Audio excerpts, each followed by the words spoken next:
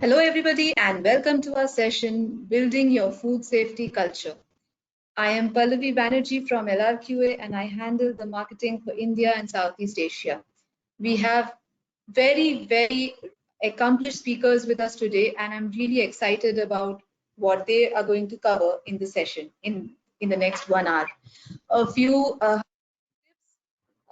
you will not be allowed to unmute yourself for the question answers. Please send via the chat option that you see at the bottom of your window. Whatever questions you can start sending from the start of the session, and our speakers will answer them at the end of the presentation when the Q&A session begins.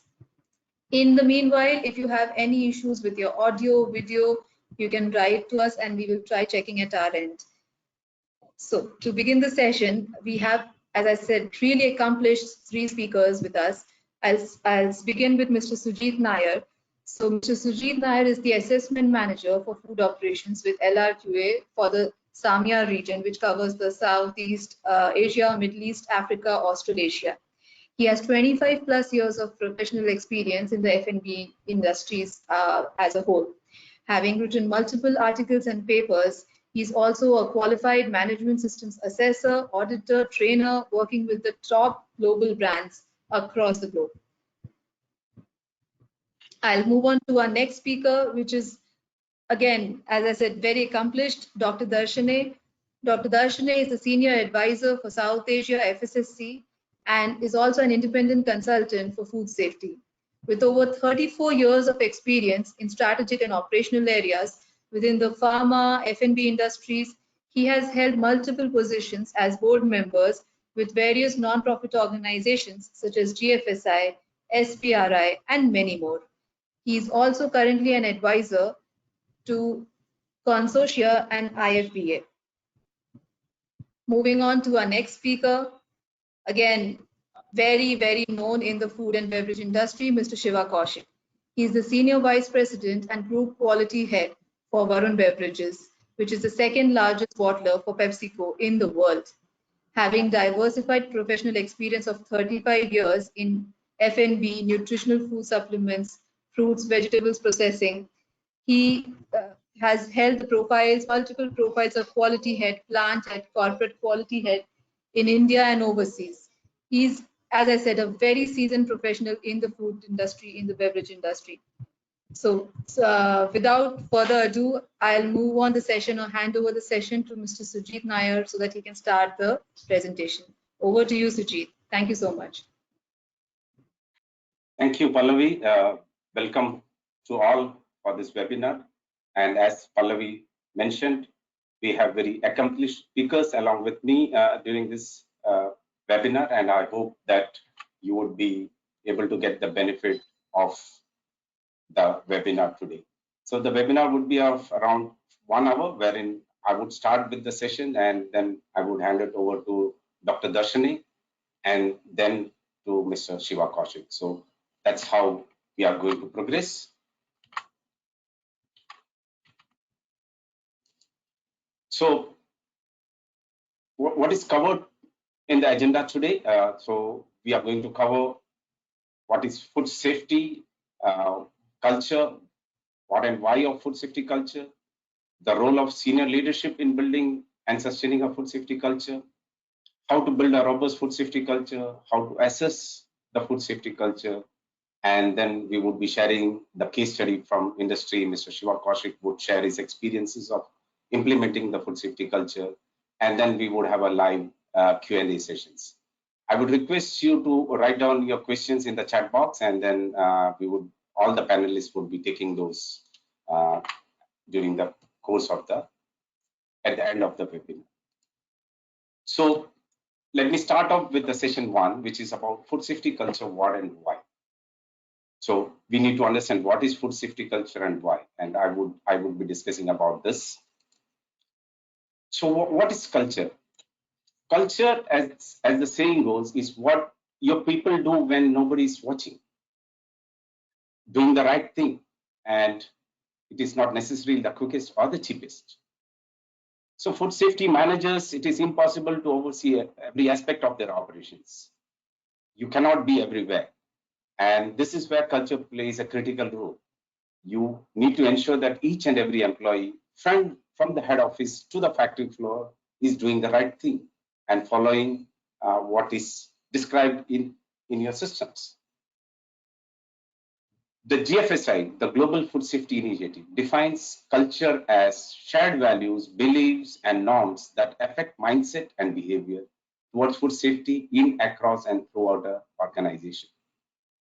It's very important that food safety culture is imbibed right from the leadership till the last employee within the organization to ensure that we get the benefits of a good food safety culture. Our right food safety culture would enhance the food safety by raising awareness, by improving knowledge, and encouraging the right behavior in every employee.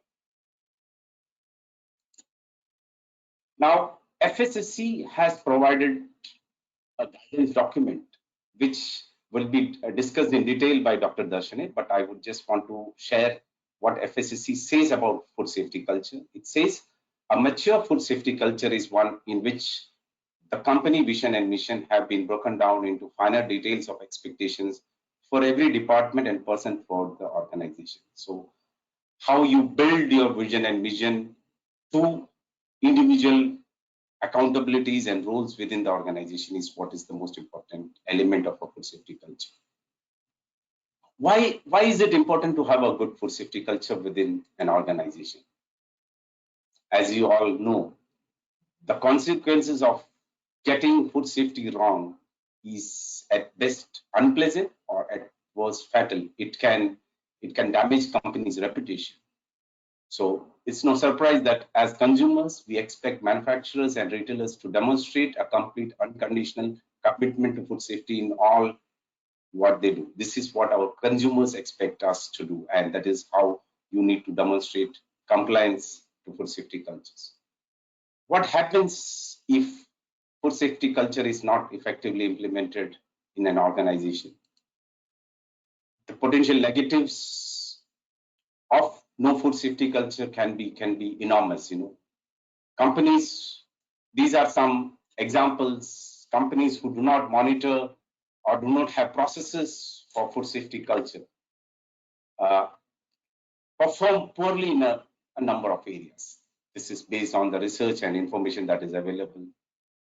There is also, it says that cultural immaturity can impact the cost of delivering food safety cultural to customer, equating to a potential loss of 22.5% in sales. So that means improper food safety culture implementation can lead to loss in sales. 90% of the food safety outbreaks involve food handler malpractice or errors.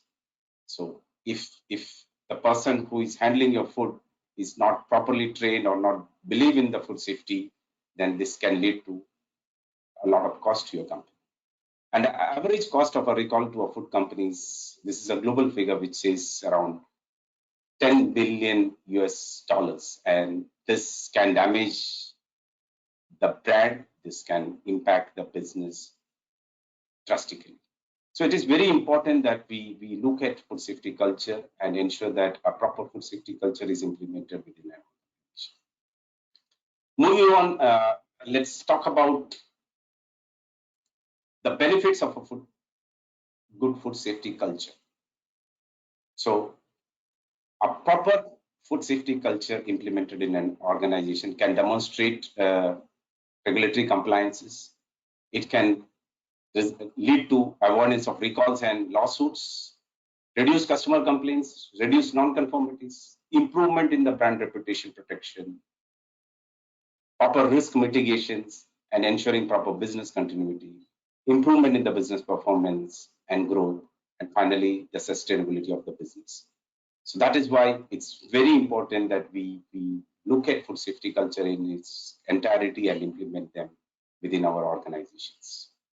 Moving on, let's see what GFSI has specified in its requirement, and this is why all GFSI recognized schemes require you to implement a food safety culture within your organization. So the requirement is that there has to be an evidence of senior management commitment towards establishing, implementing, maintaining, and continuously improvement of the food safety management system. And in this, at a minimum, 4 elements: communication, training, feedback from employees, and performance measurement on food safety related activities is what is addressed. And all the schemes, if you look at the GFSI recognized schemes, requires you to demonstrate the compliance of food safety culture in all of these 4 elements. Now, GFSI has come out with a position paper on food safety culture, and this position paper has described 5 dimensions of food safety culture as per GFSI. These are vision and mission, people, consistency, adaptability, hazards and risk awareness.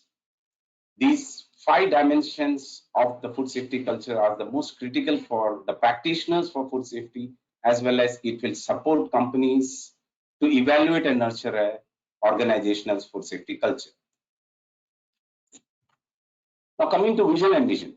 Vision and mission communicates a business reason for existence and how it translates these expectations and messaging for its stakeholders.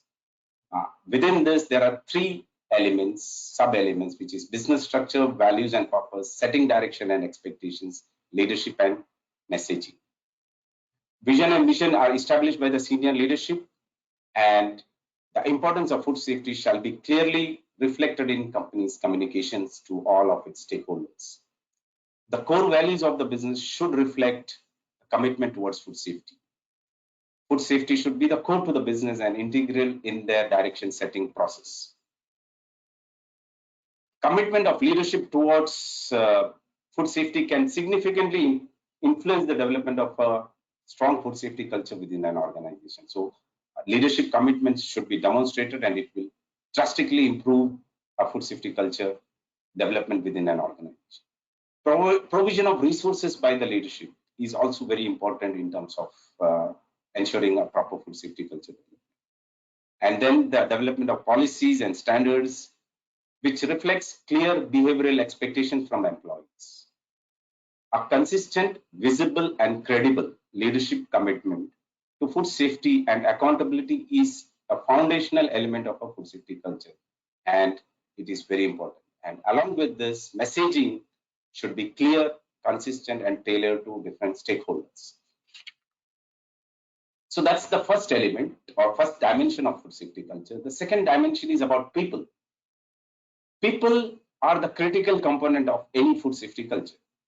Behavior and activities of people contributes to the safety of food. And therein, there are sub-elements like stakeholders, governance, communication, learning organization, incentives, rewards, and recognition. The stakeholders are all who are engaged within the food industry, and you need to ensure that all, right from the farm to fork, they are aware about the food safety elements within their roles, and they are understanding the requirements related to food safety. Governance includes the recruitment, onboarding, capability building, educating, and empowering of employees. Communication related to food safety and communication of risk is very important in food safety.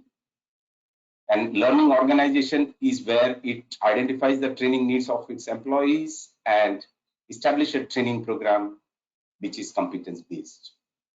And finally, a proper incentive, rewards and recognition program which guides desired behaviors in the employees or the stakeholders.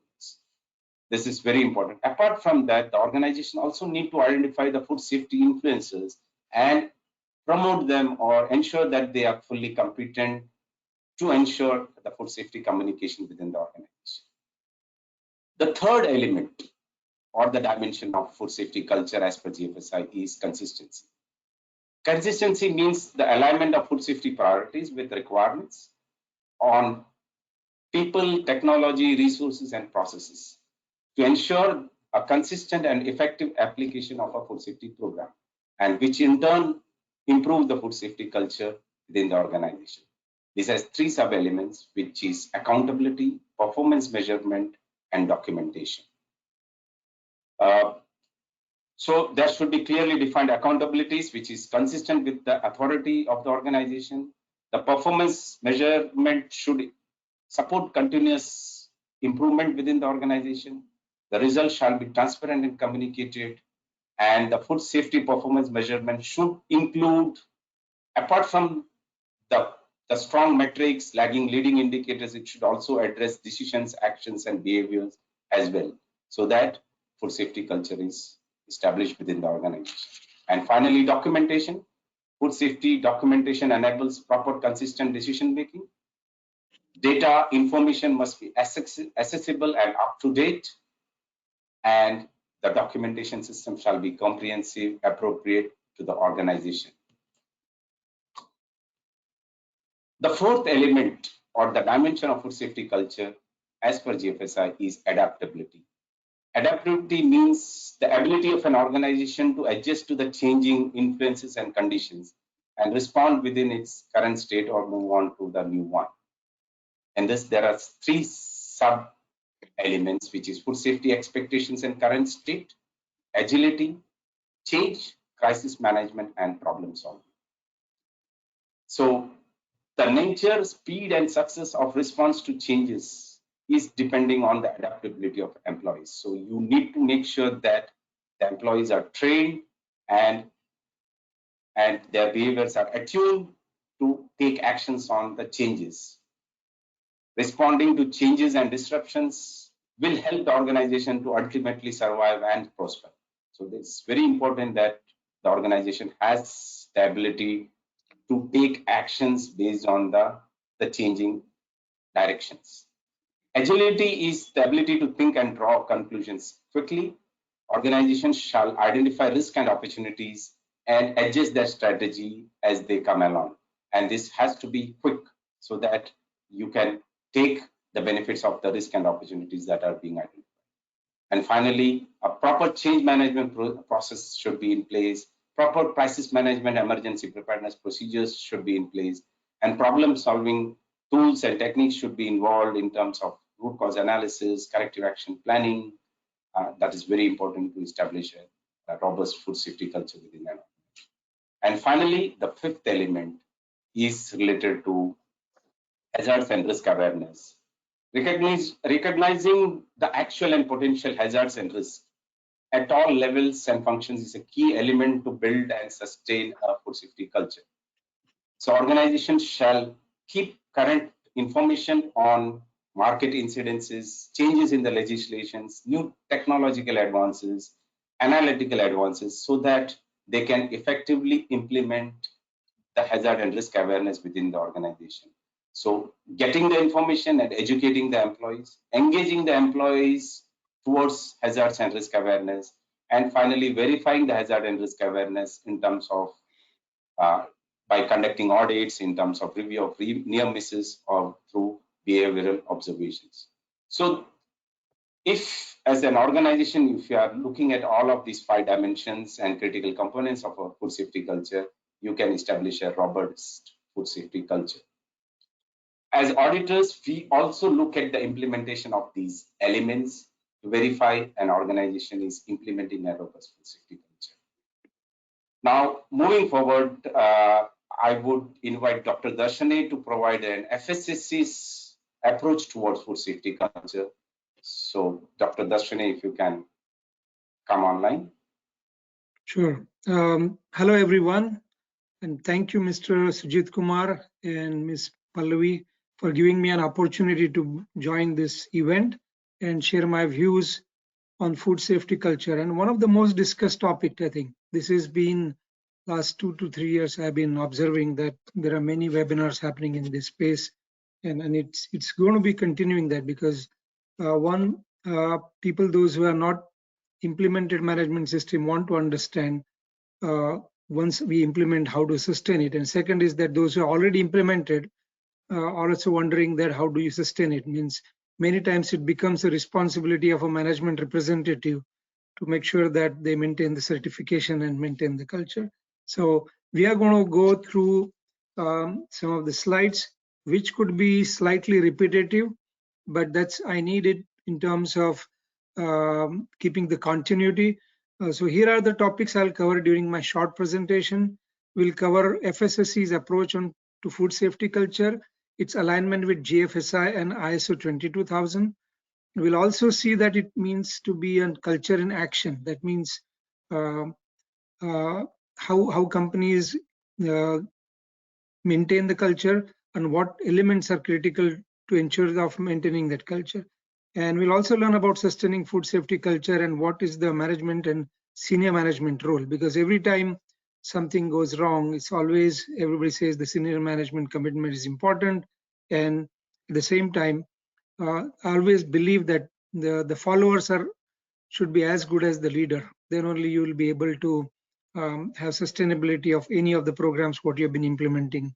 So before we jump into the deep dive topic of food safety culture, for those who are new to FSSC, I want to give them a quick snapshot of what is FSSC and its journey in the last 10 years. What you can see is an infographic on the screen, and basically FSSC is a not-for-profit foundation which has completed 10 years, and FSSC has sole objective of providing a trusted brand assurance. And this platform is based on the consumer goods industry. Now the FSSC 22000 scheme is governed by an independent board of stakeholders and an advisory committee which ensures that transparency and involvement of the industry. And this advisory committee reports to the board of stakeholders. And many of you could be familiar to the FSSC. And here is the infographic, which you can see it again now.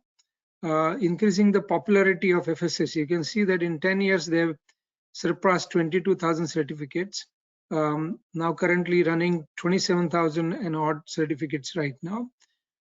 With the help of 128 certification bodies around the world and many training organizations, and collaborate with accreditation bodies and various stakeholders. The very important fact is that the FSSC 22000 is built on the foundation of ISO 22000 and constantly aligns with the industry and consumer expectations. Now, what happens here is that since it is aligned with 22000, any changes happen in ISO 22000, the change automatically happens in short period of time with FSSC, or also gets aligned with the industry needs, stakeholder needs, as well as with the GFSI. Now, FSSC offers certifications in the areas of farming, animal feed production, food packaging, manufacturing, food manufacturing, transport and storage, catering and retail, thus covering the entire supply chain, and some people call it farm to fork. So FSSC also offers a special programs for small and medium enterprises. This is not a new program, but is becoming popular now. So it is not necessary that, like large organizations, those who have better resources, smaller organizations now can jump on to this bandwagon and implement a management system in a staged manner. You can find more details on the FSSC website, or if you need any other information, you could contact Mr. Sujit Kumar or myself. Now, you can also subscribe to the FSSC newsletter if you want to keep updated with what's going on in the certification world, and especially in FSSC. Now, let's go to the next slide, which is basically how FSSC is built. It's basically a three-part program with a framework for a robust and effective food safety management system, which is built on the foundation of ISO 20000, as I mentioned. Now, the PRPs are specified by the FSSC, and the FSSC's additional requirements are added to the governance of this whole program. We also have an opportunity to keep the scheme updated through the supplemental board of directors or board of stakeholders decision list. That means if certain stakeholders require an additional requirement to be included, that could be done through this process. Now, the added requirement is a document which contains decisions applicable to FSSC 22000 scheme, and these decisions overrule and provide further clarification on existing schemes and rules, basically. So decision list is always dynamic and can be adjusted by board of stakeholders based on the priorities. Like, for example, certain things required in terms of auditing during the COVID period, and those things were taken into it. So as I said, that three components which are there, these are the basis of ISO 22000 with common management standard framework, which applies across the supply chain and also uses a PDCA approach to manage the risk, communication, engagement of people and continuous improvement. Now, it's also built in with PRPs, which is BSI and PAS. And here is some additional benefits having foundation of ISO management principles such as customer focus, leadership, engagement of people, process approach, implementation, and evidence-based decision making. Now, FSSC 22000 has an advantage of built-in specific requirements to ensure certification consistency, integrity, and ensures the governance. Now, basically, as ISO 22000 program, why it was chosen was that it helps plan for the quality management.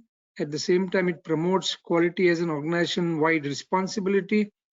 It encourages a risk management mindset and also identifies training employees' needs and prioritize quality of their organization and turns processes into the execution and helps in terms of traceability. Now, ISO's food safety management standards are known for helping organizations identify and control food safety hazards. At the same time as working together with the ISO management standards such as ISO 9001. Now, applicable to all types of producers, ISO 22000 provides a layer of reassurance within the global food safety supply chain, helping products cross borders and bringing people food that they can trust. The common elements facilitate the integration of management system such as ISO 45001, which has a scope, normative references, terms and conditions, and many other things. Moving on to the next area, now we'll look into what exactly is food safety culture. I think some of the slides could be repetitive as I mentioned, but it is important from the flow standpoint. So let's move on to the next slide. The food safety culture is as defined by FSSC 22000 as the shared values, beliefs, and norms that affect the mindset and behavior towards food safety in assessed throughout the organization. And this is taken straight away from the GFSI when it published the version 7 in 2020. And there's always a question about what is the management commitment and driving food safety culture. Now, how do you find, that was one of the questions which was raised by Sujit Kumar, was that how do you find a mature food safety culture? Now, a mature food safety culture is one which is the company's vision and mission have been broken down into finer details of expectation of every department and every person throughout the organizations. That means that every individual knows and have an accountability and is fully aware of his accountability, what he or she is supposed to do, and the behavior basically ensures that what is written or what is expected is being done. For example, everyone knows that what is expected out of them and how they can contribute to the mission and goal of the company. And each and everyone must know that they need to do or what they need to do and why they need to, the reasoning behind them. Let's move on to the next slide, which is basically, as it was shown, that the early position paper basically are having the common elements mostly covered by the management system approach, and the GFSI document contains the following requirements to be implemented by the GFSI approved certification owners and must be audited on the site. Now, food safety culture is defined by the GFSI as the shared values, beliefs, and the norms that affect the mindset and the behavior toward the food safety in and across throughout the organization. I think Sujit Kumar covered the elements of it, so I'm not going to go through them. But what I'm going to go through is that how they are linked with the clauses of ISO 22000 and and how you can link them if you're an auditor or if you are even implementing the components of the food safety culture. What are the areas where you could find the cross references? We'll also later on discuss about what additional information could be available for you to get familiar with these elements, and also what kinds of questions you could ask or what you should expect out of when you do a assessment of food safety culture, either within your organization or if you're an auditor when you do it for other auditors. Now, here is the list of broken down elements of ISO 22000, which provide a clear guidance about how to assess the food safety culture. And I think the approach which is used by the ISO is basically followed by the FSSC. I mean, there's nothing which is completely rewritten or this thing, but they added few more elements. Now, let's move on to the next slide. So here what you can see is that, as I mentioned, that in the version 5.1 of FSSC 22000, which describes how food safety culture is covered by ISO 22000, 2018, and also food safety culture, how it can be assessed during an FSSC 22000 audit.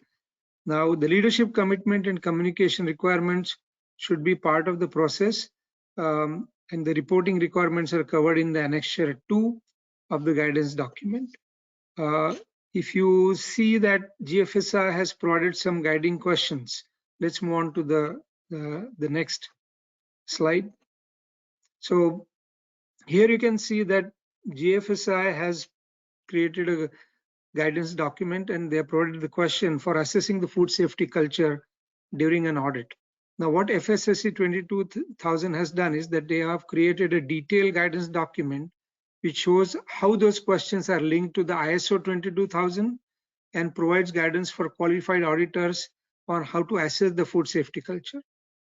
That means what is expected and how it could be implemented or how it could be assessed is given by FSSC on the right hand side. That means what right questions you could ask, or what will be the picture of success if you want to make sure that that particular organization meets those clauses which are given in either GFSI or ISO 22000 guidance documents.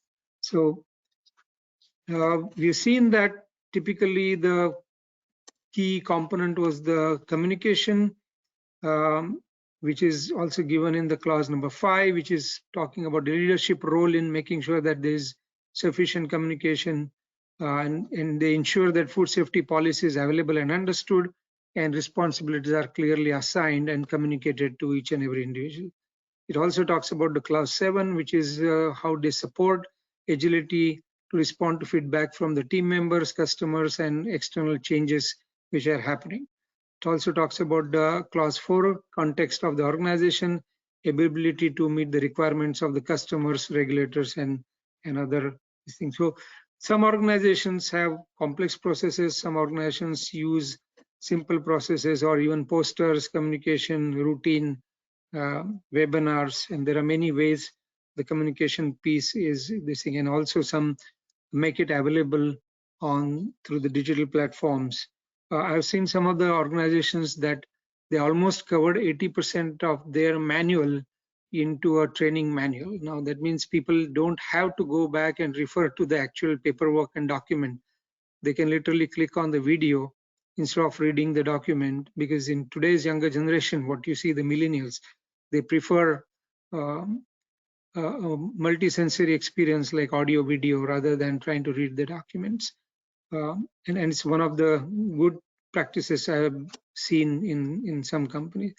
Now about training of ISO 22000, they talk about in clause 7.2 as well as in clause 7.3, which talks about team members must be competent, trained, and educated, and individual team members must be aware of their contribution to the effectiveness of food safety management system, benefits, implications, of not confirming or not doing their job. Now, another component which is talked about, and all this you will find in a brochure. So if you go to the website of FSSA 22000, and on the left hand side there is a section called as resources. If you click on that, you will be able to download the entire document, which gives you all this clear guidance for auditors and expectations, and you should be able to go through that independently when you have a chance. Now also, it talks about feedback from employees, which is one of the critical components. So it's not about top-down approach all the time. There was a theory some time back which talked about X theory and Y theory. I don't think we have much time to speak at this webinar right now, but if you're able to Google it and say that what's X theory and Y theory, the X theory talks about everything being done by top management, and the Y theory talks about how the people are empowered to get things done, and management is there to provide guidance and resources, and that's very important in driving the culture or maintaining the culture in the organization. So making sure that organization roles and responsibilities are very, very clear, and they also know where to report the problems, and mechanism of feedback is very clear, and routinely this feedback is taken, because that's the most critical important thing, because there are always unspoken language which is going on in the minds of the people, but whenever you conduct the survey, which are independent and unbiased, people have an opportunity to provide their feedback. The objective here is not to target an employee, but objective here is to identify the real issue in the organization and take action on that. Now, the next one is about awareness. Individuals must be aware of importance of their contribution, and one of the thing I always want to speak about here is that many times people have a misunderstanding between what's the difference between the quality and the safety to the end consumer. Now, if the quality of the product is not very good, that means it could be dimensionally wrong, or the slight taste is different.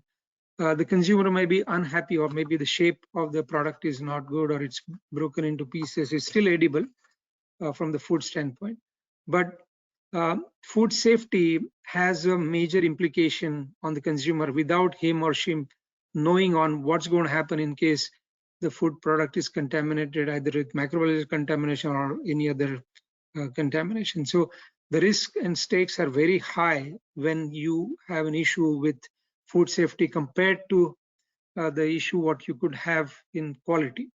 So quality is extremely important, but at the same time, it may not harm the consumer, but food safety is something which may harm the consumer potentially. And that's why it is very important that all the employees in the food company must have a clear understanding that what is their role and how important it is.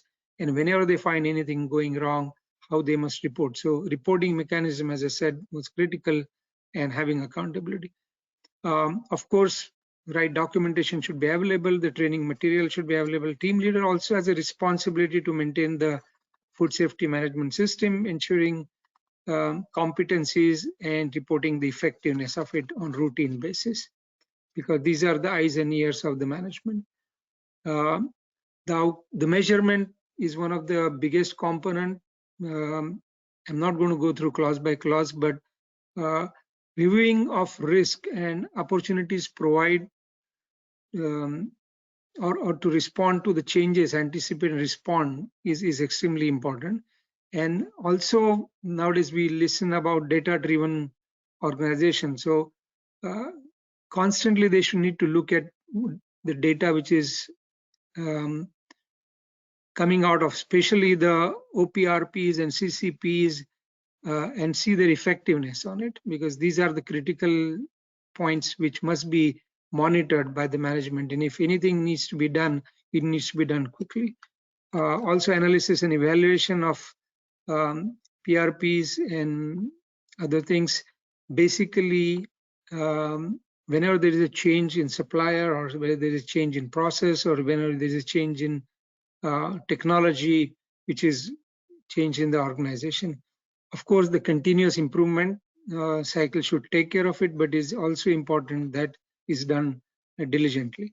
We're going to quickly take, so we talk about what are the elements from ISO standpoint which are covered and how they affect the implementation or effectiveness of the food safety culture. Now we're going to take a look at 2 case studies. Let's move on to the next slide. We're going to talk about the next one, please. The culture in action. What do you mean by culture in action? So here are the 2 companies which we're going to be taking a look at. So this one is basically a golden sugar company. And what you can see is that they were awarded 2019, they were the winner of the GFSI Global Markets Award in Africa, and had opportunity to witness this event. And one of the critical thing what they had mentioned was that while they had implemented global markets program, which is still first level, and they should have by now moved on to the next levels. What they felt was that sustaining certification can only be achieved by building a food safety culture and integrating the requirements into your operations. So a lot of time people say that, is there a culture, then should we do implementation of management system and get into certification, or should we start implementation and the culture will follow? So it's a chicken and egg situation, and I would say that many organizations face it either in different way depending on the maturity of the organization and the focus what they have. So let's look at the second example. The next slide, please. Here is the company. I am sure maybe you may know that the Kerry is one of the largest or large food grain transport company in the United States, and they implemented FSSC 22000 in 2018, just a couple of months before the pandemic. And as you know that what happened during the pandemic, there was shortage of truck drivers, there was shortage of grains, the demand was increasing, the supply was getting challenged. So this company was under a huge pressure to deliver the ingredients, and what they witnessed was basically a 2000% increase in the demand when there was a shortage of drivers during this pandemic.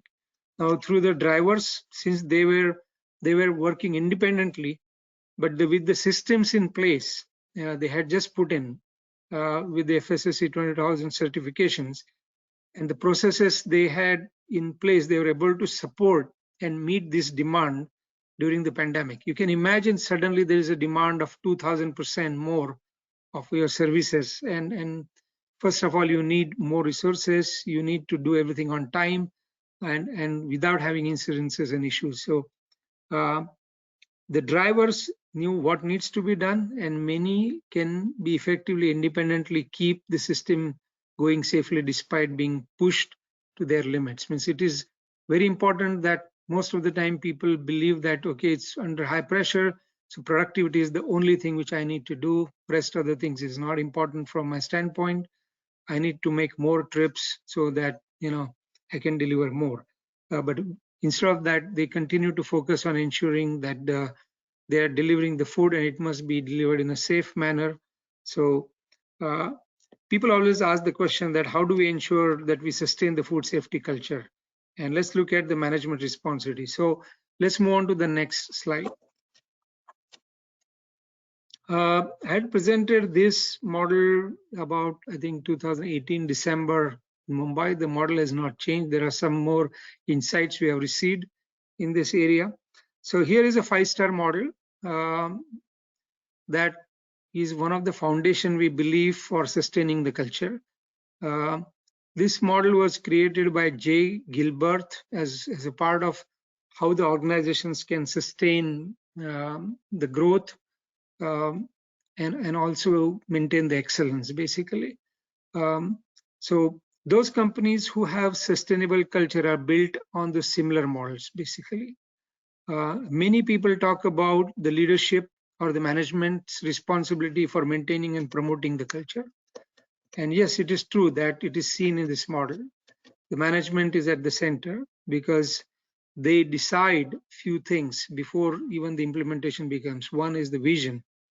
All companies have vision, but it's very important that the vision is very, very clear to not only to the management but also to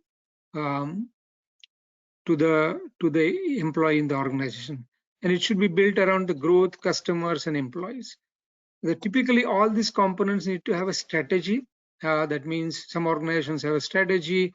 They also understand competition. They understand the growth, and sets the direction of the organization. The strategy is another key. Like some organizations want to be domestic, some organizations want to cater specifically B2B, some organizations want to export the goods, which has a different implications.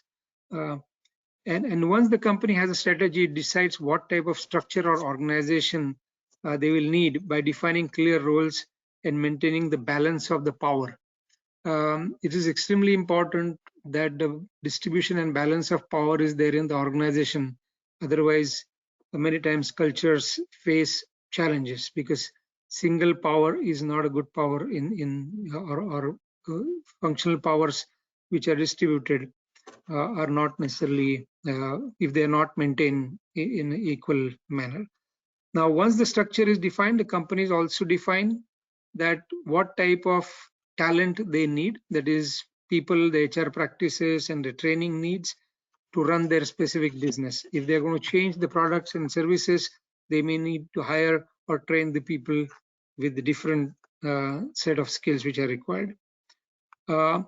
Whenever there are people, there's always the critical thing, which is that how decision processes and workflows and management processes are defined.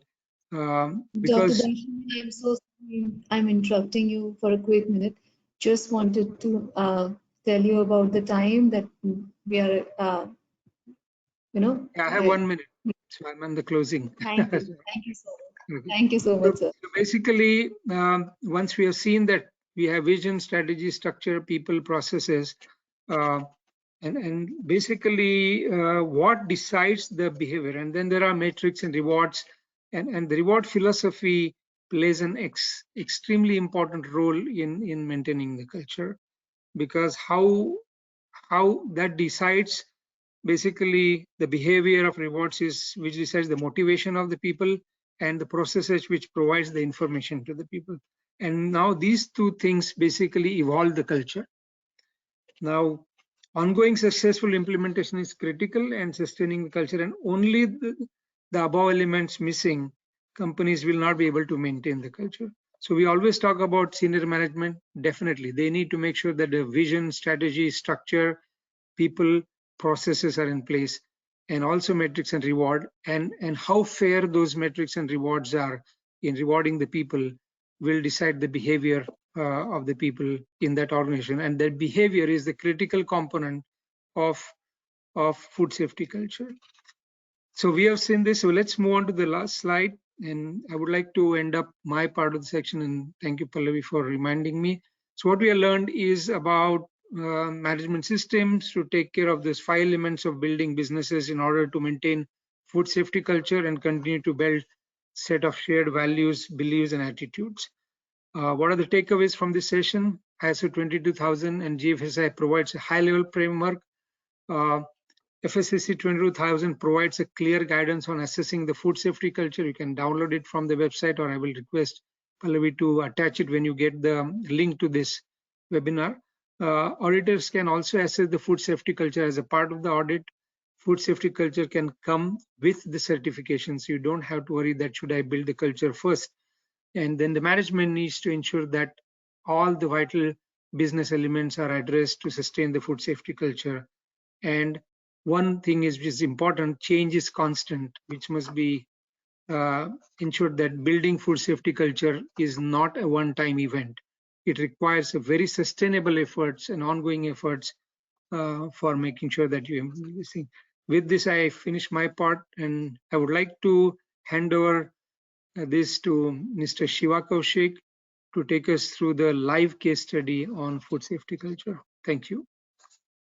Please type your questions in the chat box. We'll be happy to answer them. Hello, good afternoon to all. Let me thank LRQA for giving opportunity to express my views on food safety culture.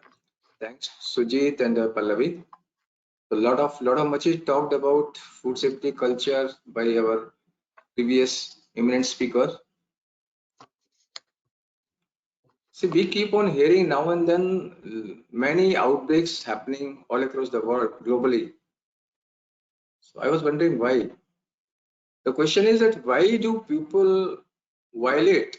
Why do people violate GMP, hygiene and safety despite of training and despite of being advised on the consequences which are there, providing that unsafe food or whatever, right? So that's what is probably the reason could be two. One is either they don't have food safety management system, or else if they have it, that might be only on the paper, not imbibed down the line, which is not probably internalized well. And this is what we say is culture. Here, let's understand that culture, it is derived from the Latin word, which is cultus. Cultus means to take care. Let's move to the next.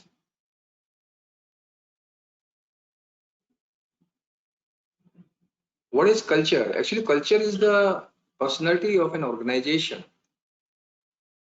Culture and behavior both are supplement to each other. Behavior determines the culture, and once culture is there, it comes into behavior, and then culture determines behavior. So behavior is something that is clearly observed, that can be observed clearly. It is apparently, somebody can make it out, somebody can observe it. However, culture is about attitude, shared attitude, values, and belief, which comes from within. Yeah.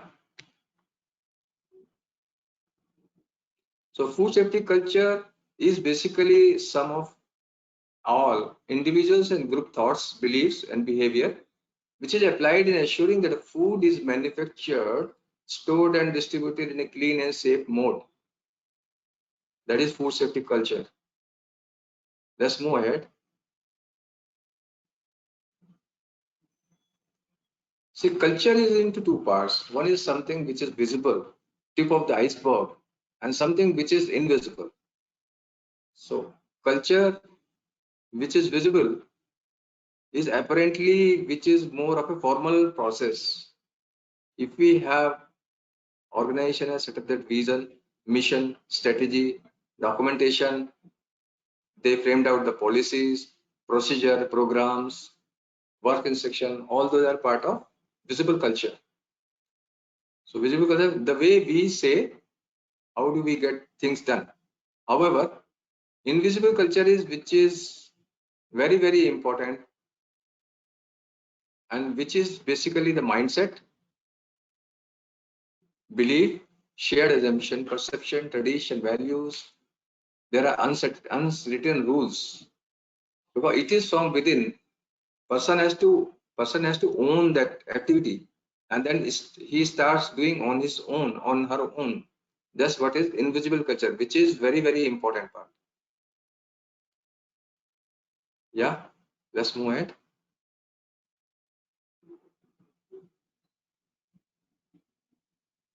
So let me give one example here. Just can you go back, please? I will share with you that live case study, how it was happening at our organization in Varun Beverage, which is PepsiCo's largest bottler in the world. 5 years back, if I recall, there was a time when we were having some sort of documentation system, which was on food safety. We got associated with LRQA. And believe it or not, the kind of documentation robustness is built up through LRQA in our system is well understood, and it is one-time exercise which took us 2 year time. So visible culture is built up, formal process with the association of LRQA, and now After that, we started internalizing it. All the documentation, first phase is over. Second phase is how do we action it out? How do we internalize? How do we implement it? And that's where there are initially there may be some hurdles and all that, and we are surpassing all those, and we are coming to that stage where we can say that culture is built up now. Yeah, next one please. Thank you. Let's understand that what are that barriers in food safety. The biggest barrier in food safety in industry is what people think, and it is not only organization, everybody in the organization they think like this, then that becomes a hurdle. Complacency. If there's a complacency cage, I say, what are those? If we think that we are the best, that's one of the barrier. We are the best means we will stop doing the things and things will not move and that things will remain hollow. It won't happen to us. It won't happen to us because people take it granted that we are doing whatever the best is there, despite of knowing the facts and that whatever the lacunas are there, those are not understood well. People believe that we are certified. Since we are certified, so nothing can go wrong, which is not true. And if we think that many organizations, if they are international organization or global players, we are the global players, so nothing can go wrong, which is not true. So if things are superficial, then anything can happen and we may get some surprise also. The other complacency cage factor could be our systems are best. We only presume that our systems are best, which may be or may not be. Other barrier could be we are in this business since long. Since we are since long in this business, nothing can go wrong, which is not true. So all these are the complacency cage, which are big barrier in food safety culture. Let's move to the next one, please. How this culture is built up at Varun Beverages, Pepsi. It starts from senior management. It's a top-down approach. So once it starts from top and the message goes down the line and people start working on it. We have credible food safety messaging system. So whatever we say that people believe it is quite genuine also, and that's how people accept it and they start doing the things. Food safety review and meetings is a regular process in our organization, which is helping us to make it more robust. Providing food safety budget, which is a prime responsibility of the senior management, that we are doing that. Walk the talk. What we say, we do that.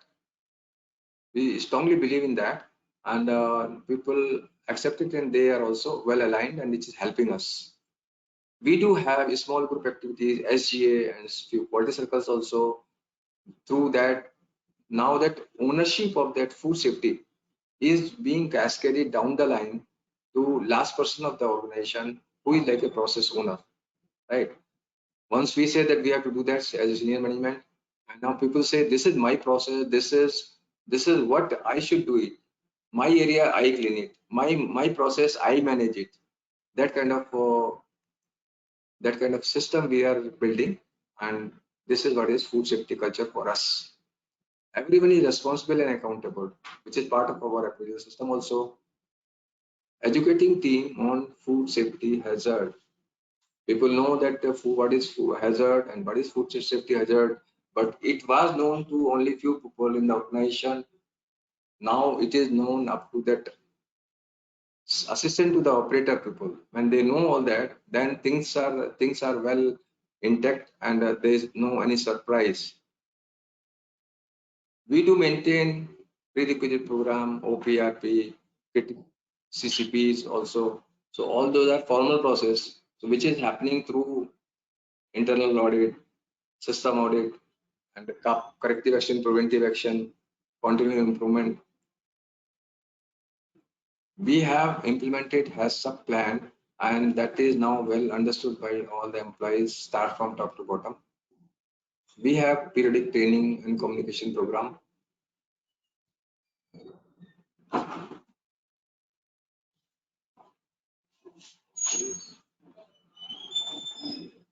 We have performance management system. Performance measurement is one of the part which all the employees are assessed, and it is part of a appraisal system which is helping us. Feedback and suggestion process is there in place, and for us, food safety culture is part of continuous improvement, which we keep on measuring, and it is motivating employees, and now they are owning that food safety. We have rewards and recognition program. We do have regular celebration of World Food Safety Day year after year, and all those good practices on food safety are shared from one facility to other facility, and it is getting built up all across within our group. Senior management, they keep on removing the barriers. Like for example, we develop, people can assess and they can express their views on food safety. If there's some violation, if there's some better idea, this is what we mean like criticizing own food safety system. People do challenge and they say that this is what it could be done better. This is what is the lacuna in our existing setup. So which is helping us to build up that culture. Authority for food safety is with the employees, obviously, right? And all this is built up in Varun Beverages. And we can say proudly that culture is in place now. It is not only formal certification or formal only documentation. It is that every employee in the organization, up to bottom, they are owning that food safety. Next one, please. Let's see the next. Improved food safety culture is essential to our goal. This is what we started realizing now after building that culture. Earlier, we had a food safety management system. Now it is part of our routine activity, which we call it as a culture. So there is a clear distinction in our system. One is formal process, other is culture. Culture, we say when it is cascaded down the lines. So what we realize now, this culture is helping us in reducing the operating cost. It accelerates the innovative ideas when we keep on encouraging and rewarding them, people. We eliminate product quality issues. There was time when there used to be some quality or food safety issues, which are almost negligible now. And we do have robust review system also, periodic review system. And food safety culture is helping us to avoid recalls and food safety issues throughout organization in all the manufacturing setup facilities in India and overseas. Customer complaints are at the least now. Hardly we hear any complaint. There was time when we used to get some time, but that is not there. So food safety complaints are almost negligible, and which is helping us in increasing the trust and obviously building that brand reputation. It is helping us in building the brand, which is ultimate to the business. Yeah, please, next one. I think this is the last slide. Thank you very much. So for us, our way forward is the day our employee in the organization who is owning that process, once they say that it is my process, I manage it, my machine, I maintain it, my machine, I clean it. So that's what is culture for us. And we are on the right path, and we look forward to make it more robust. But yes, we can proudly say that culture is imbibed and built up now in our organization at Varun Beverage Pepsi. Thank you very much. Thanks. Thank you so much, Mr. Kaushik, Dr. Darshini, and Sujit. I have the list of questions here with me now. I'm going to tell them to you one by one, and either of you can just pick up. So our first question is that if a company has outsourced employees, I'm assuming, how can you bring about effective food safety culture? So Dr. Darshini, would you like to take it? Yeah, so I think this is a very, very standard question. So many organizations use seasonal laborers. Many organizations have seen that they're not necessarily on the ground. Some of the factories are in the sea, basically. That means they harvest the fish and then they they pack it there and then itself. So the majority of the companies use the, especially for the seasonal products, they use this seasonal labor basically, or contract labor. One of the component here is that besides that they do not have any health issues or communicable diseases, what needs to be done is they need to be fully trained before they are taken on the job. And they also could be kept under the supervision of a supervisor who can look at it and make sure that the person is not making any errors or mistake. And at the same time, the enough freedom should be given to that individual to come back to the supervisor and say that this is what we believe I'm doing wrong, help me get it corrected. So I think openness, fairness is very important, and constant training is the only way. And partnering with human resources team is extremely important where these contract labors are being, especially in the critical process areas. Yeah, thank you, Dr. Darshane. So I can add to that. We discussed about the second critical component, which is people in the GFSI framework. So people includes all stakeholders. So it is the full-time employees that you have, or the contractual employees, or the temporary employees that you have. So they should be engaged. Their capability building should be done. Their education, empowering them should be done. And then rewards recognition program should also be involved with all of the stakeholders, involving the contractual employees. So if you do not differentiate between your full-time employees versus your contractual employees, that would make it more successful. And I would also request Mr. Shiva Kaushik, because he would be able to share his own experience in how they are managing the contractual employees in building the food safety culture. Right. So as Dr. Darshane was also explaining that what we have done practically, we also have some seasonal concept, right?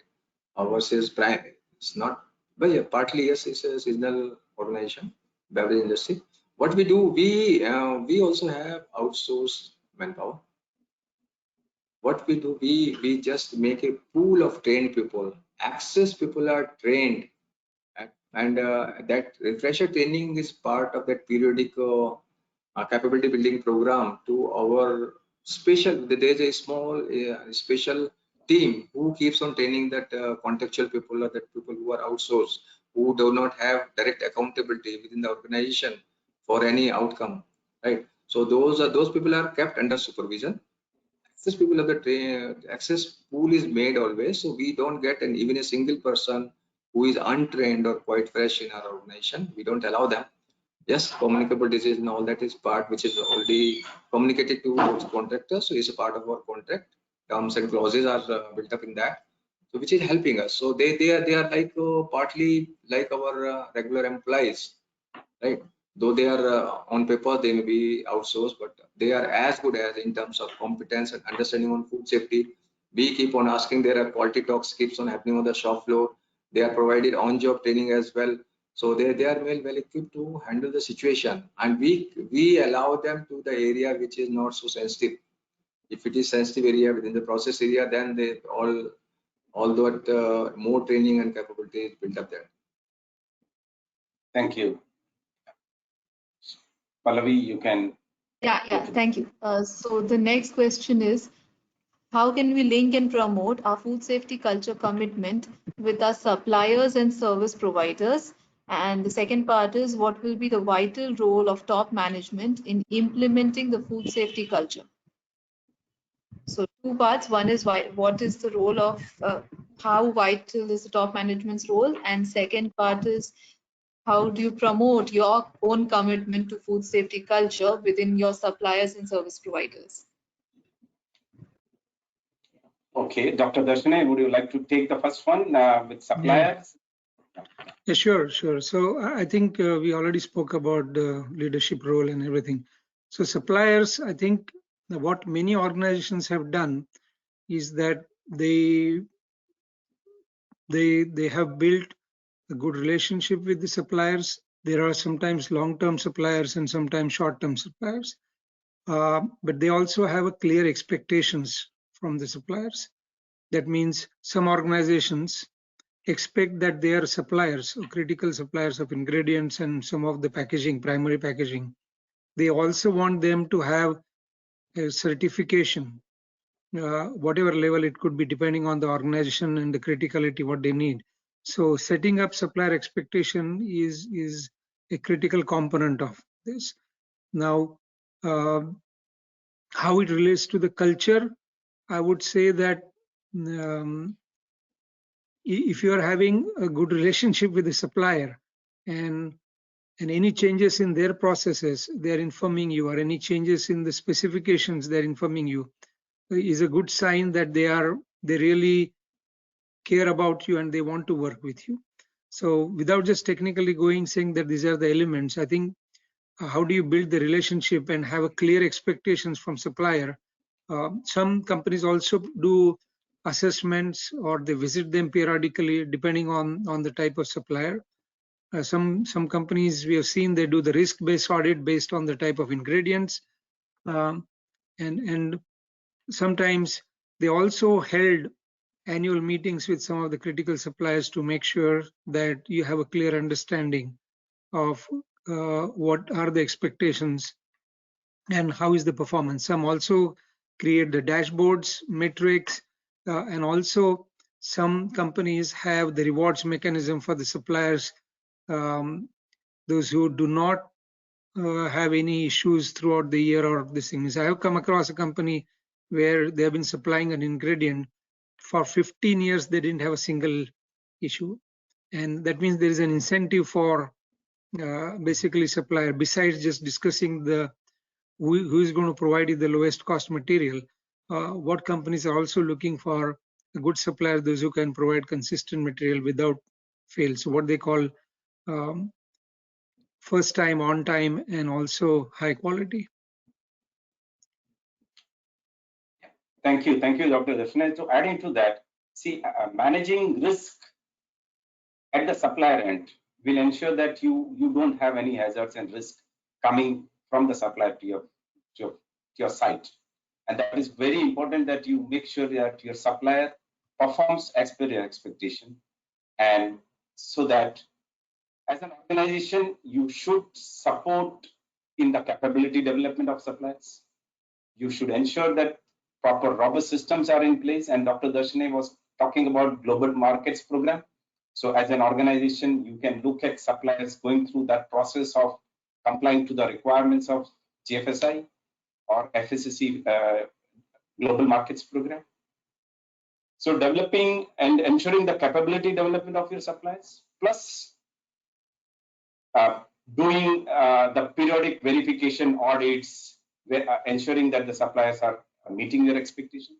And finally, as he was talking about the rewards and recognition, it's not only for employees, rewards and recognition for suppliers to ensure that they are providing you good services. All of this would help you to establish a robust food safety culture at your supplier. Mr. Shiva, to add something to this? Yes, I have a well direct said. question for Mr. Shiva Kaushik Sujit, so that's why I'm interrupting. I'm sorry. It is a related question. I'll just put the question. Yeah. Mr. Kaushik, the question says, could you please elaborate your reward and recognition program and your mechanism of implementing the courage to criticize your own food safety system? Well, so for reward and recognition program, we have made a matrix wherein we have different parameters, right? Basis on that, we categorize into 3 tier. So each tier has got certain weightage, scorings and weightage. Basis that we allocate some budget for each tier, and then accordingly we reward and recognize people periodically. Something happens on monthly basis, something quarterly, and then annual if it is a bigger achievement and major contribution in food safety, and then that is recognized by top most senior leadership of the organization. This is on R&R, reward and recognition. And your second question was, Pallavi, what you say? Can you repeat, please? The second question says, how do you implement the courage to criticize your own food safety system? For food safety, basically criticize is not a right word. I should say that we have given freedom to the people to express their views and add up some value in food safety. How we can improvise? We have a lot of activity, like as you said, we have a small group activity, and we have review mechanism also. We do have brainstorming sessions also, wherein we select some topic and we give it to the people, and if there's some incidents happen sometime, which is not a direct threat to the food safety, but yeah, something which is like we can preempt some situation if we need to mitigate some sort of risk, right? All that, for that we involve employees of that particular area. It depends on the situation also, and then we give them freedom to express their views. And brainstorming session is helping us a lot, and people feel motivated, and that then it becomes part of they also become part of reward and recognition, along with that expressing their views. All this is getting entangled. Thank you so much, sir. So I know we have overshot our time, so we will take last 3-4 questions.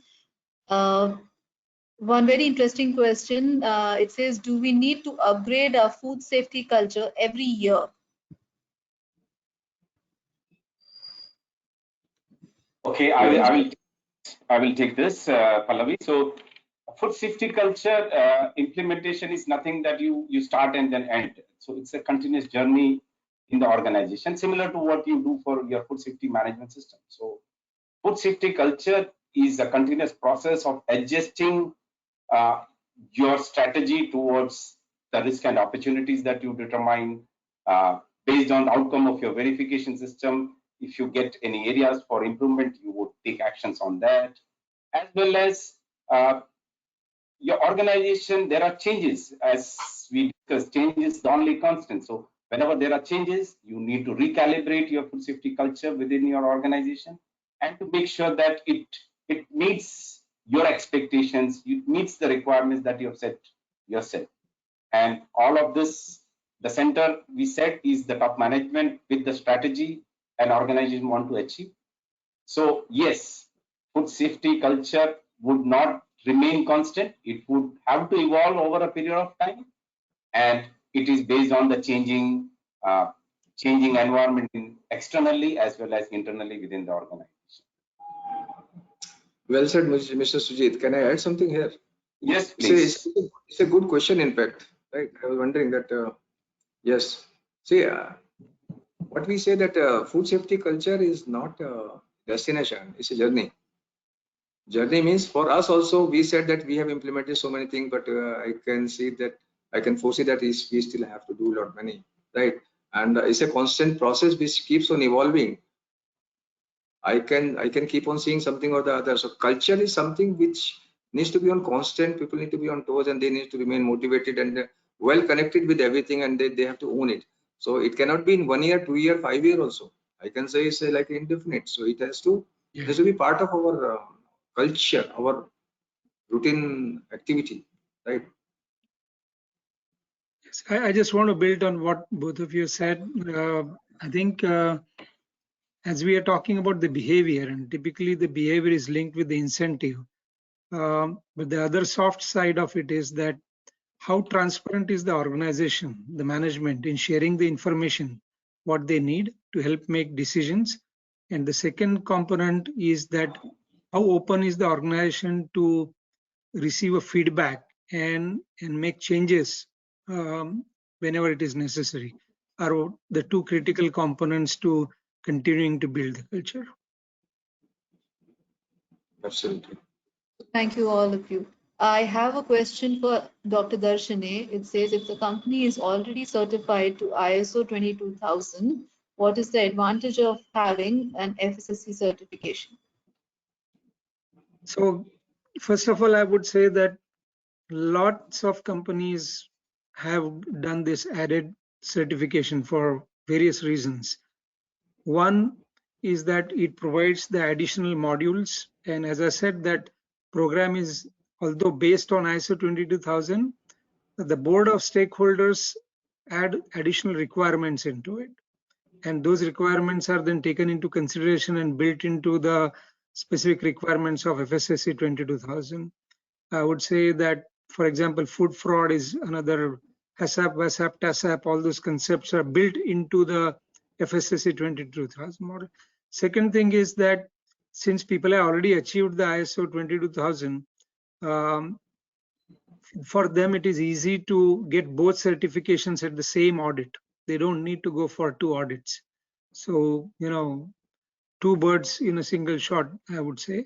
The third one I could say is that the scheme has become very, very popular. You can see that they have achieved 27,000 certifications in a short period of time. Is the popularity is that basically, since it is built on foundation of ISO 22000 and relevant PRPs and specific needs of requirements of the stakeholders, it is easy to make changes into your management system. So the cross-linkage reference is extremely clear between what FSSC is expecting, what ISO is expecting, and what FSSC 22000, GFSI is expecting. So it's a triangular, I would say, that it meets at any given time the requirements of multiple stakeholders, those are looking for it. So there are many examples in the recent past that in many organizations in different parts of the world that they have upgraded their certificate, and they maintain both certificate of 22000 and FSSC, ISO 22000 and FSSC 22000. If you need a specific details in terms of how do you convince your management, or you want to talk to your team about it, there is a full deck presentation which is uploaded on the FSSC 22000 website. And if you're not able to access that, just send an email to me. My email is written on the first page of my presentation, and I'll be happy to assist you in getting that information to you. Or even Srijit can help you in that space. But there are many advantages, and of course it is also customer driven. So many customers demand for it, Our last question for the day. Could the panel share the experience, including the barriers and overcoming it, in allocating resources in terms of people, finances, etc., for the implementation of food safety culture programs? So maybe Sujit, you can start, and then Dr. Darshini. Can you repeat the question? Is it a statement or is it a question? It is a question. It says, could the panel share their experience, including barriers, in allocating resources in terms of people, finances, etc., for implementation of a food safety culture program? Okay, let me start at it, and then I can involve Dr. Darshan and Mr. Shiva Kaushik.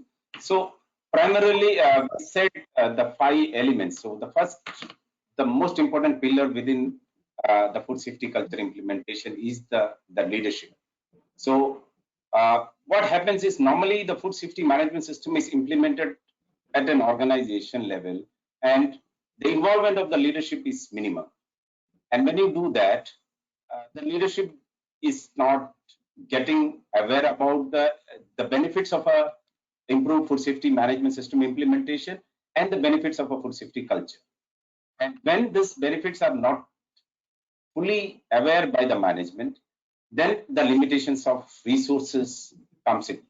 But once a food safety management system is implemented with the involvement of the senior management, and the senior management is fully involved with the process, there would not be any question related to resources, because all of these resources would pay back the organization. So it's an investment done by an organization in terms of improving the brand reputation, improving the sustainability of the brand, improving, we discuss about the benefits. So reduce recalls, reduce non-conformities, reduce customer complaints.